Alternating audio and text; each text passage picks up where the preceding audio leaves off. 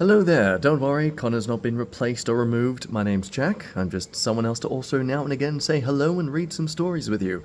I'm doing an intro like this because my original audio that I did today isn't working, so we're going old school style.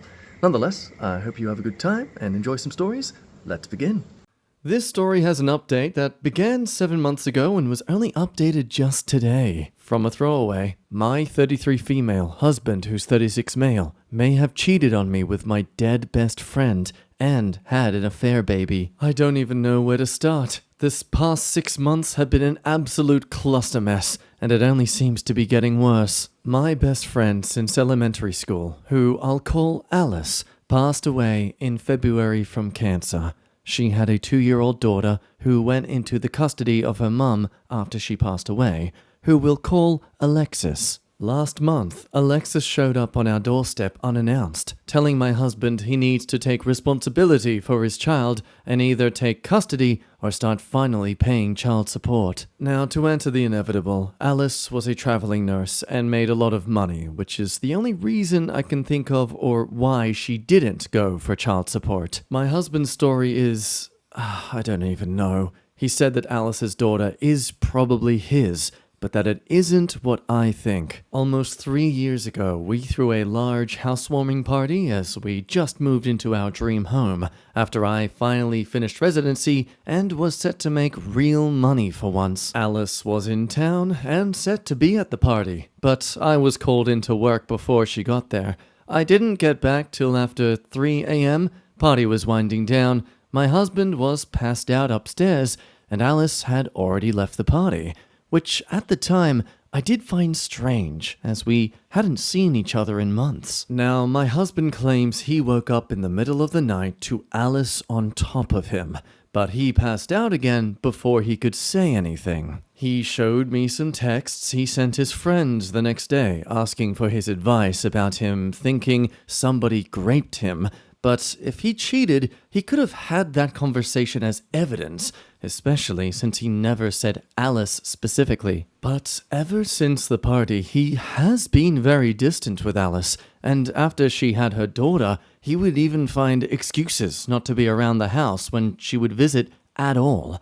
I don't know if that's because he cheated, or if Alice did actually rape him, and this was his trauma response. Honestly, Reddit, I don't know what to do. I've known Alice since we were children, and she had never come across as that kind of person. But I've also known my husband for over a decade, and he's not once ever given the inclination of a cheater. He's an attractive guy, and I've seen the looks he gets at the gym, and he's never even given more than a glance.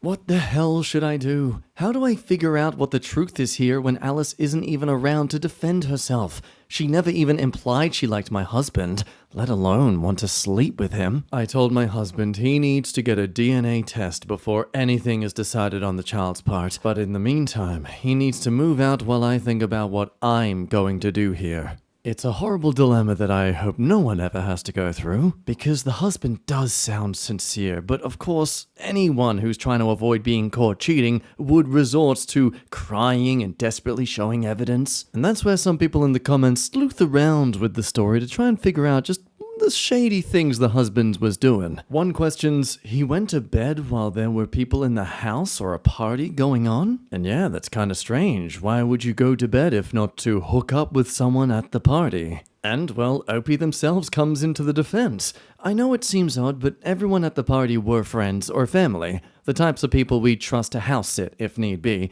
so him sleeping while the party winds down wasn't weird at the time. Meanwhile, you have some others theorizing that because they personally struggle to get at half-mast when they're drunk, that clearly no man could ever achieve that when they're drunk themselves, and so therefore he had to be conscious the entire time. He definitely wanted it, OP, because...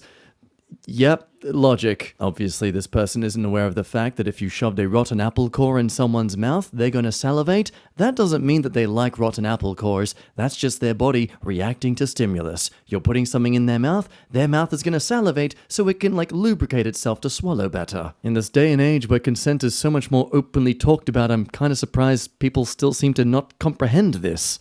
Others, meanwhile, are willing to take the husband's side here, noticing that his reaction screams trauma response and not being believed is a victim's worst nightmare, so others get curious and ask other questions like, did she maybe slip him something? Does she have a history of one-night stands herself? And are they ever extra chummy, especially after the event? OP tells us that she was very free-spirited and loved to regale me with her stories of being out on the road. She was very pretty, so you can imagine she didn't do without when she wanted. As for them being chummy, I would have said no if you'd asked me in June. He was always nice to her, but she didn't like him much. So, after contemplating, OP came back with an edit at the time, one filled with overwhelming regret. After talking with you, I've come to the realization that my husband is being truthful. My best friend assaulted him. Several people pointed out that with Alice not liking my husband, if it was an affair, she would have told me when she was dying, if only to separate us. You're absolutely right. I was there in the room when she passed. I held her hands for days. We talked about so much.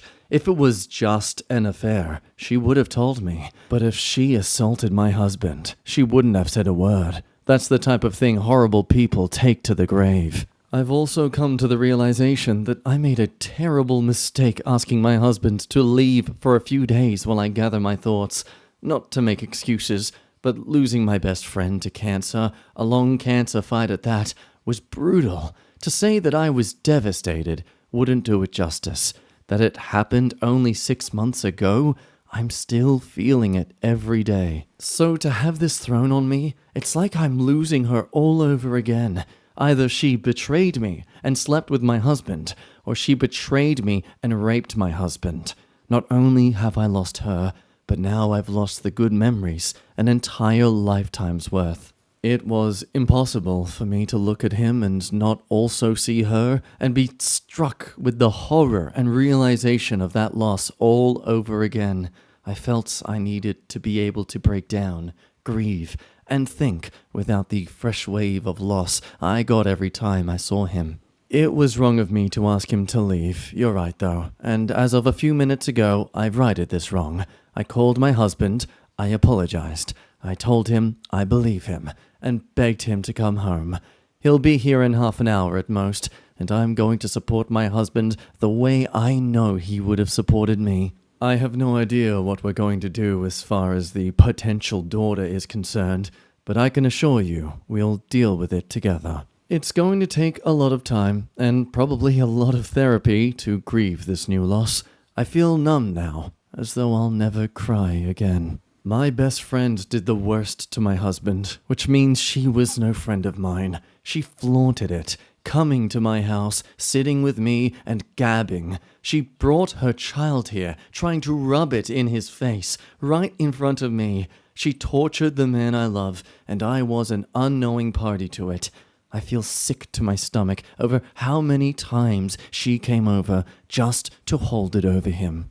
I'm honestly at a loss on how to make that up to him. If you all have any ideas, please feel free to give them to me. I think I'll need all the help I can get. Tomorrow, I'm going to take a leave of absence from work, just until we can figure out our next steps and we can get our heads on straight. Thank you, everyone. And so, 7 months pass, and we finally get an update. I've received a lot of messages asking for an update, so I decided to finally sit down and write one out. As you can imagine, after the cluster mess that was thrust upon us, this update isn't likely to answer any of your questions, only present a few more. I want to start by telling you all that I love and trust my husband. My reaction to ask him for space to think, in retrospect, was wrong, but at the time, I didn't know what to think. It was a combination of losing my best friend again, and also the fear that I was losing my husband that sent me spiraling.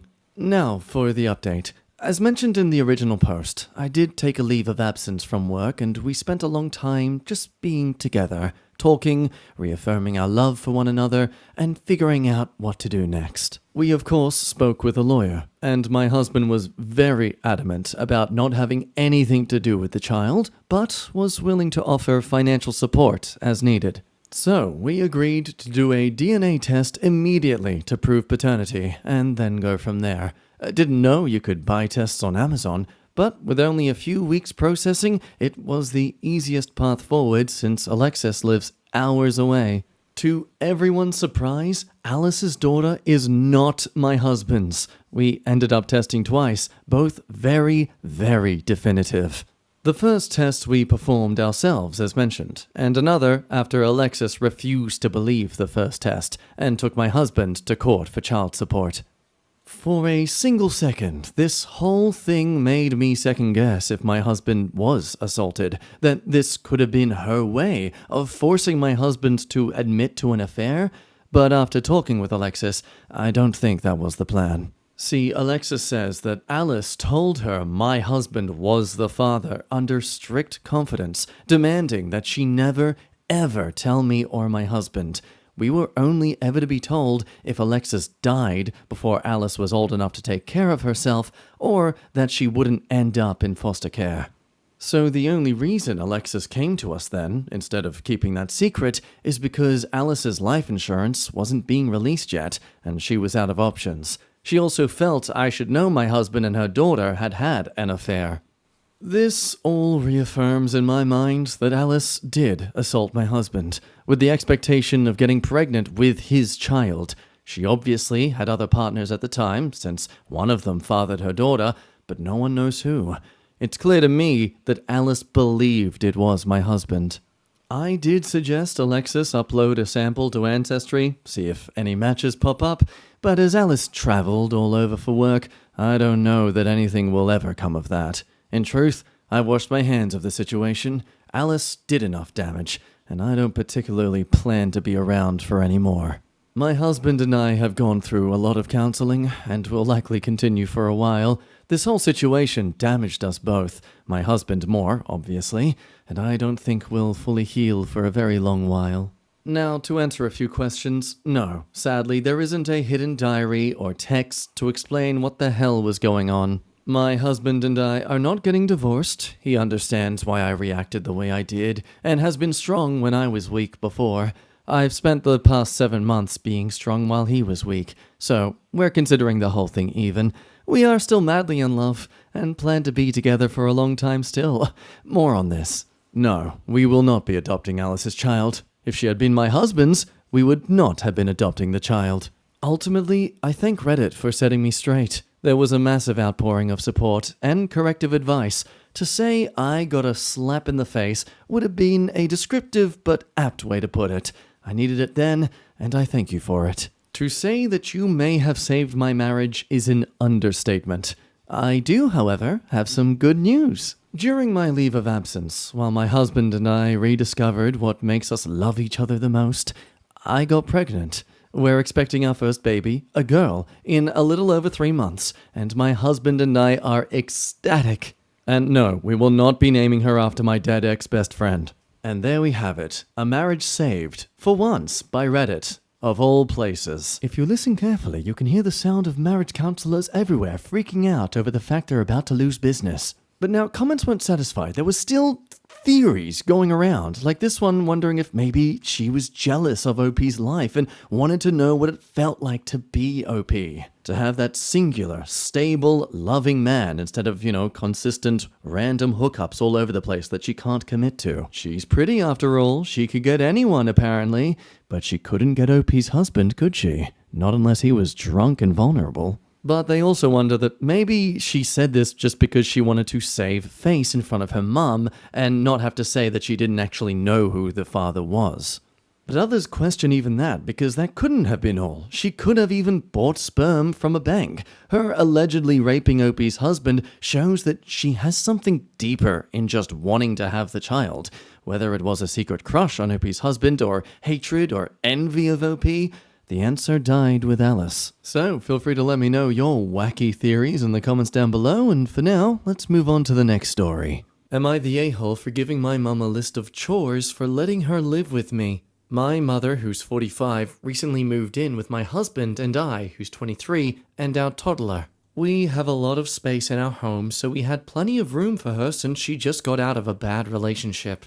She is living with us for free, but I'm requiring she does certain chores and helps watch my son at times to help us out. She's not working, and she's just always gone doing her own thing and not helping very much at all. She refused to even watch our son so we could go to our husband's birthday when she is living here with no cost. Not to mention, my mom didn't even raise me and only got custody back when I was a senior in high school. Up until then, my grandma raised me. I feel like this should be her chance to make up for it, but when confronted, she says that I'm ungrateful. She's always been very self-centered and selfish. My whole life she has. Focusing on boyfriends and partying rather than being a mom. So this is making me resent her even more. She's been out of the house spending all her time with a new guy rather than actually helping me or being a good grandmother. Yet she is saying I'm asking too much since she just got out of an abusive relationship a little over a month ago. So clearly sounds like the mother has hit rock bottom and then some. Comments think?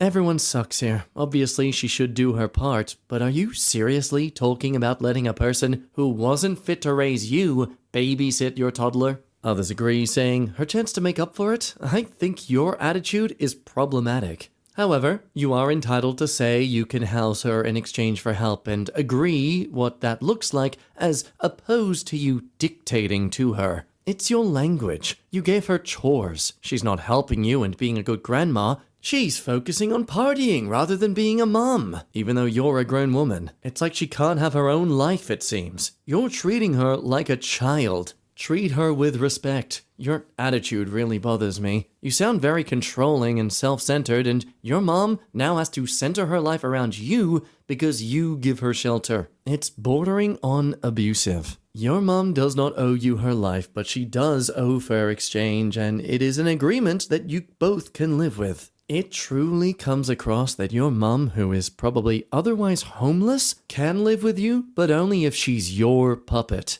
Is mom problematic? Yes. Are you problematic? Deeply so, in my opinion. Now, the rest of the comments were pretty much the same sort of feeling, but mostly saying Nata because OP was giving their household to this mother, despite their terrible history. The fact she isn't paying in any sort of rent at all and is still avoiding doing her part in the household as a responsible adult. Personally, I find it kind of ironic that they're accusing OP of treating the mother like a child, when the mother is literally avoiding doing chores and leaving it up to their daughter to clean up after them.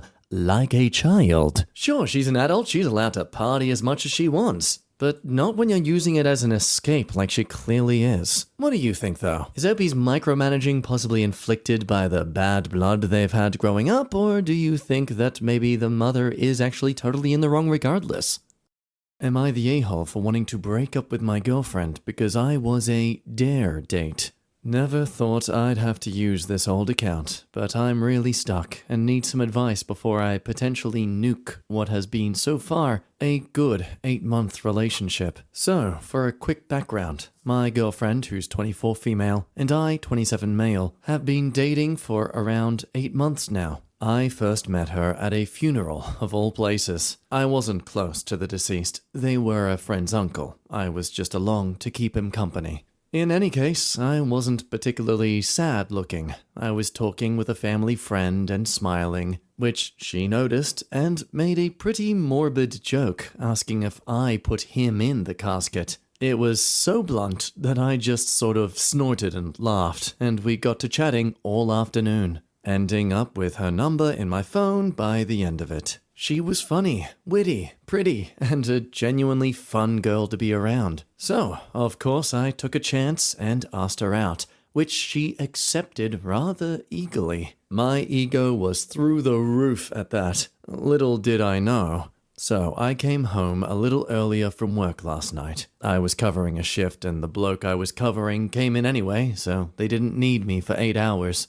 Anyway, I came home earlier than planned and overheard my girlfriend laughing with someone on her phone. I was about to surprise her with a little jump scare when she said, and I quote, "I never meant for this whole thing with boyfriend to last so long. I'd never normally date someone like him." She spotted me shortly after saying that. I admit, I made a noise I can't even begin to explain, and she heard me. I'd never seen someone go that pale before.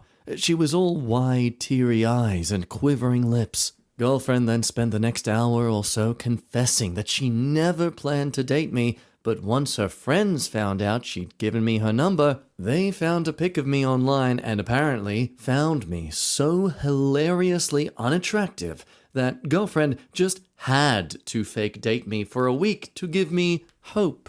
I wish I was joking. Her friends and apparently girlfriend herself are all still stuck in their mean girl high school phase. Girlfriend agreed, but I guess apparently forgot about it because we've been dating for 8 months, not 1 week. She told me she was stupid for agreeing with it and that I was a really good bloke, and that she really did love me, but she never expected to actually feel that way about me. Why? Well, because I'm not her usual type of guy. When I asked her to elaborate, she mumbled that she didn't initially find me attractive at all, but after dating for a few weeks, she stopped caring about my looks. I admit I sort of lost my temper here and called her an immature waste of my time. I told her I wished she just dumped me a week into dating because to find all this stuff out 8 months in when I cared about her and loved her was foul. I'm staying with my mum at the moment because I need space to think and vent, but would I be the a-hole if I dumped my girlfriend for this?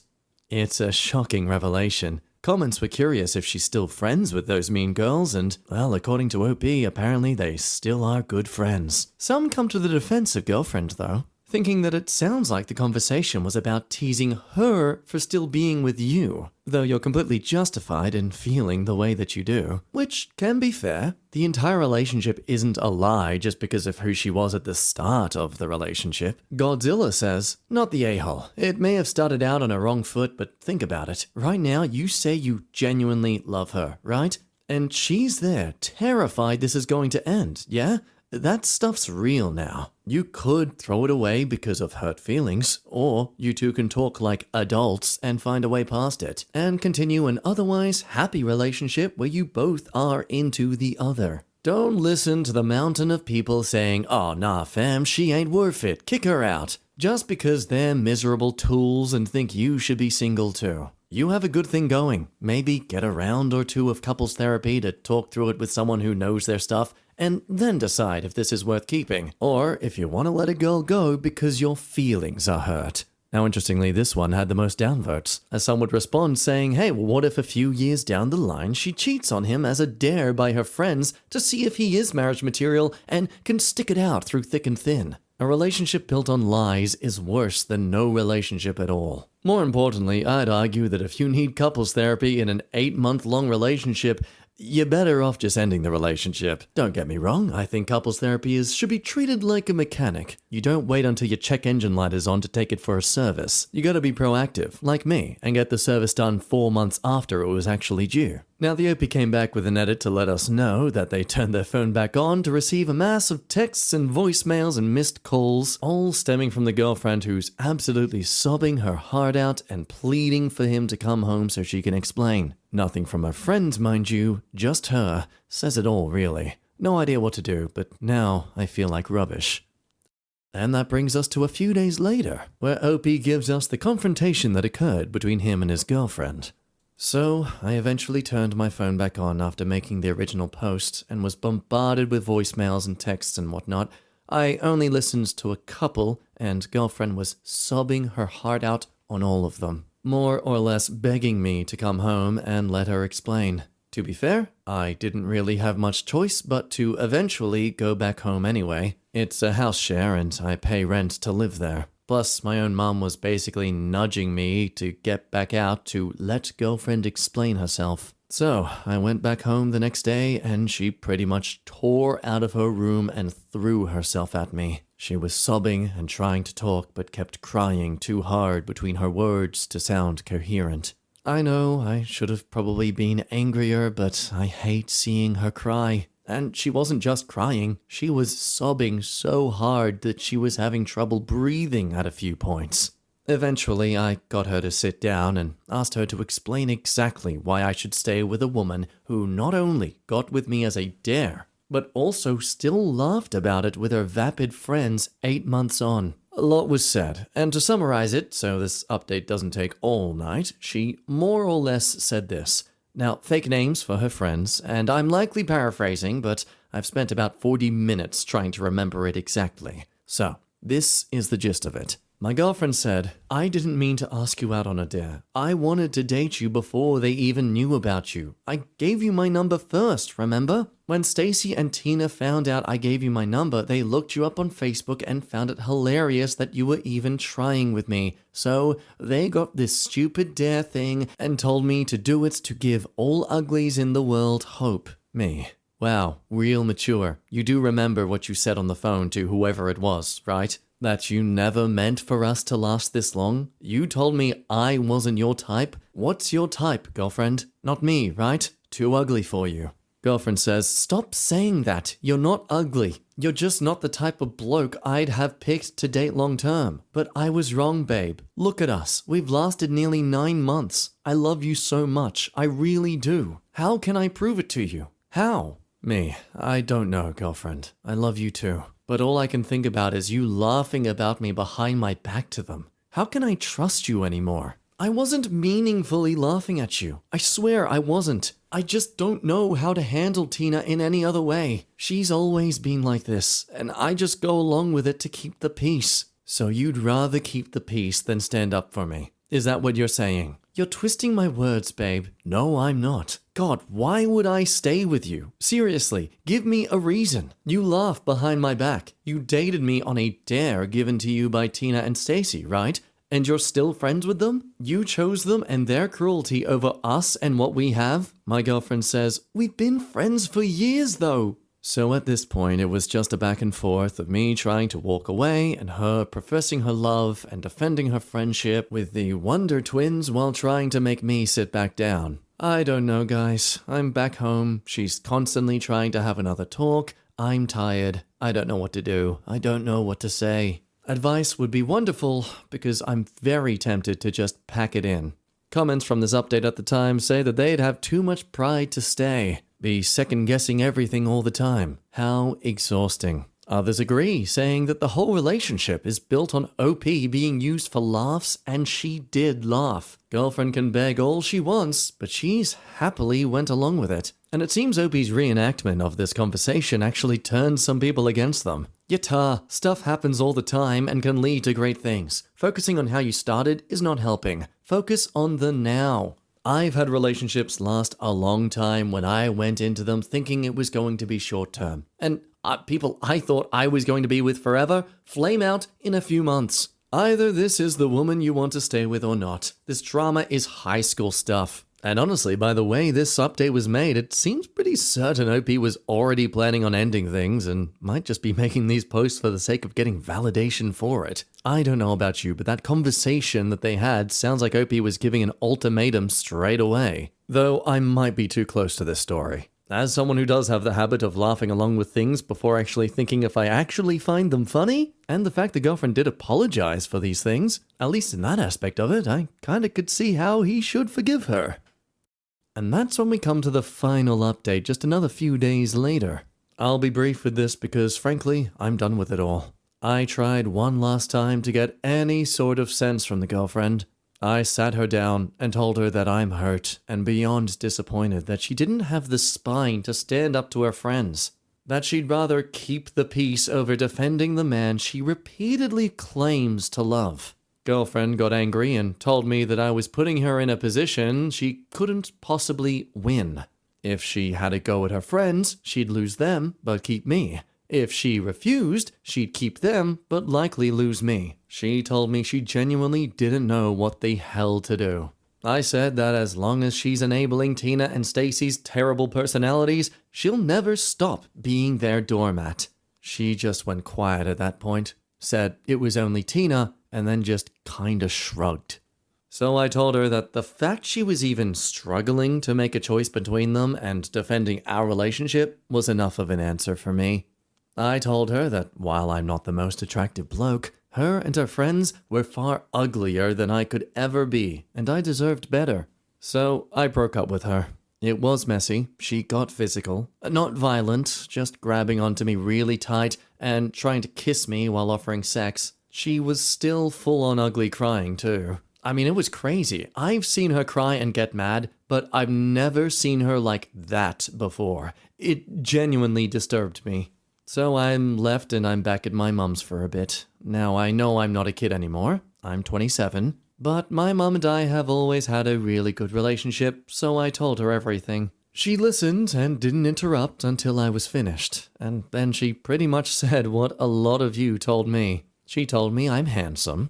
Mums always say that, though. And she told me that girlfriend is a silly girl who'll never have any kind of meaningful relationship as long as she lets her friends bully her around. And then she told me that I'm young, and I'll find someone who'll love me so much that she'll fight tooth and nail to defend me. I won't lie, I cried a bit. It felt good to feel worth something for once. I didn't really realize how little I felt that way with girlfriend until that conversation with Mum. She even made me apple crumble, my comfort food. My younger brother, who's 20 male, still lives with her too. He's been kicking my butt at chess. Bloke's a wizard, I swear. Anyway, Mum and I had a long chat about my living arrangements, and I've decided that I'm going to move back in with her in a couple of months. I've spoken to the agency, and unfortunately, they won't let me end the contract early without a payout for the remaining months, so I'm just going to stick around till then and go. It's going to be awkward since we have to live in the same house share for a bit longer, but I'll manage. Now, I know some of you really wanted me to work it out with her, but frankly, I have too much self-respect to stay with someone who doesn't care enough to defend me from her friends. Not to mention, whatever the hell she was trying to do before I dipped out, it seriously freaked me out. So thanks, Reddit. You all helped me make a choice between staying and sacrificing my self-respect to be with a woman who doesn't truly love me as much as she claims, or leaving her in the hopes that I'd find someone better one day. I hope I chose right, but I guess only time will tell. Yeah, regardless of my defense of her in the previous update, the fact she still wasn't willing to defend her partner. It's not exactly hard to tell someone, hey, stop making fun of someone I love. But I think her arguing that she couldn't win in this situation was enough of an incentive to understand where she was standing in this whole thing. She didn't want to understand OP's predicament, she just wanted to make sure she won. But were the comments on OP's side? They say, faced with a choice between an 8-month relationship and her friends who she has known for years, of course she was going to choose her friends. Most people would. You put her in an impossible position and lost a great girlfriend who was massively into you. I hope she can find someone who is less sensitive. She deserves it. Others support this, saying, you made the wrong choice. Giving someone an ultimatum after dating 8 months, that's harsh. I think she really did like you and fell for you. It sucks, OP, but you may never find someone like her again. Don't worry though, there's still quite a few supportive comments. The problem here is he still has to deal with her for a few more months. I don't think the crazy is over yet. Poor guy. Yup, definitely not the final update. Over to another story that gets far more frustrating as it goes along. My sister slept with my boyfriend, and now she's trying to take over my job. Years ago, my sister Rita slept with my boyfriend.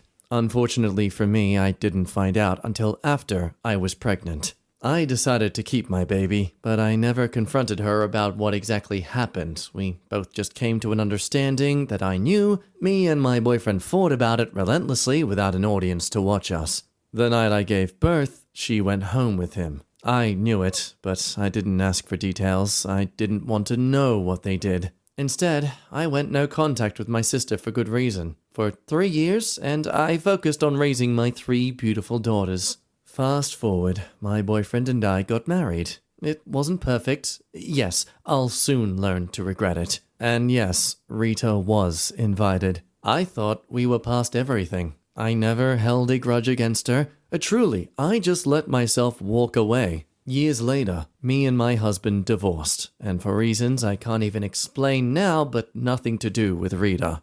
I helped Rita get a job at my workplace. I thought I was being the bigger person and helpful because I knew she would have never gotten a job after she was laid off. At the time, someone bought out their company and she was cut. Rita climbed her way up to a supervisor role while I remained her boss. And that is when she showed her true colors, her true intentions of how truly entitled and miserable she is. Flirting with my boss, who has a wife at home. Going out of her way to do things for other employees she doesn't do for me. Her tone when she speaks is so frustrating because it sounds ugly. I can't help but think she places herself above you at all times. She started pushing me out slowly at first, but then it got worse, making demands to HR, knowing we already are struggling to keep people. She backed them into a corner, making it clear that they'd lose another supervisor if she wasn't transferred or if I wasn't. So HR called me with a solution. They could transfer me to a store an hour away with no car, no gas card, nothing. Now I have 2 cars, one of which won't make it 20 minutes away, and I drive it every day to work, which is 12 minutes from my house. My second car my daughter used to get to school and work. I don't want to rob my youngest daughter of that driving experience as her first time driving. We are trying to set up buying a car for her, but money is too tight. She sometimes wakes up at 4 a.m. to take me to work when the first car isn't working. I just don't have the ability to buy her a car for herself. HR knows my potential and knows if I'm sent to another store, I will be able to turn the place around the way I did the place I'm at now, which Rita would love to take credit for. A lot is going to be asked of me, and it's responsibility that I did not sign up for. I want to be promoted on my own terms when I had the fundamentals to provide for it. She is controlling when and how I leave my own store that I worked 8 years to build.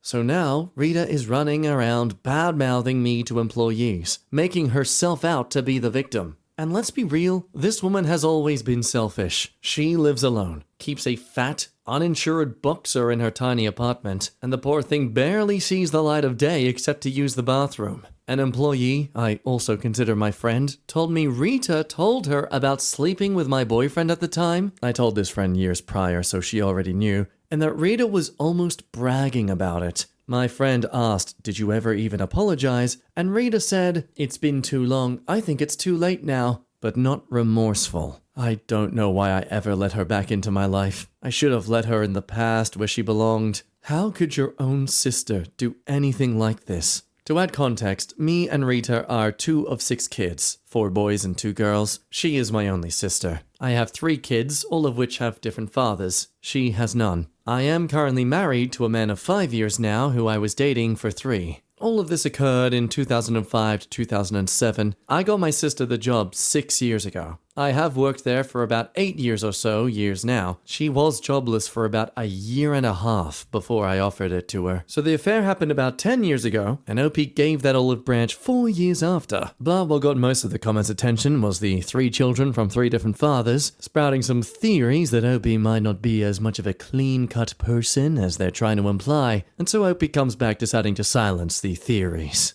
Giving further context about their children, my first daughter's father ended his life when she was 5 years old. When she was 3, I met my second daughter's father. During an ugly breakup, he assaulted me, and I had my middle daughter. My third is the result of, and you guys aren't going to be happy, but after he told me he could not have any more kids. The first time we had intercourse, I got pregnant with my last. I do not believe in abortion for myself. That was not an option for me, but thanks to those who have suggested. So unsurprisingly, there was an astounding fit of rage in the comments. Why the hell would you do anything for that backstabbing piece of work? Stop being the bigger person. Just because she is your sister doesn't mean anything. Disown her. Never talk to her again. If she's on fire, do not even pee on her. She's dead to you. Yeah, this sounds like a real doormat personality that's just gone to the far extremes, to the point I really question the story's legitimacy. And this might be controversial, but I do kind of question the validity of OP's point of view. Don't get me wrong, Rita's a piece of schmidt. But the fact Rita has demanded that either she is transferred or that OP is transferred, just all these instances of that, it really sounds like there was something that caused Rita to behave like this. Again, don't get me wrong, I'm not implying that Rita is someone who's a victim in this situation. I just think OP's had more of an influence than they're letting by. And if that's the case, then, what other aspects of this story is she hiding? But that's my theory anyway. I leave it up to you to make your own in the comments down below. I can assure you I'm gonna read them because it's my first video, and I'm not at all deeply worried about you approving of me or not. Anyway, I'll let you go, and I'll see you when I'm next around to read some stories with you. Until then.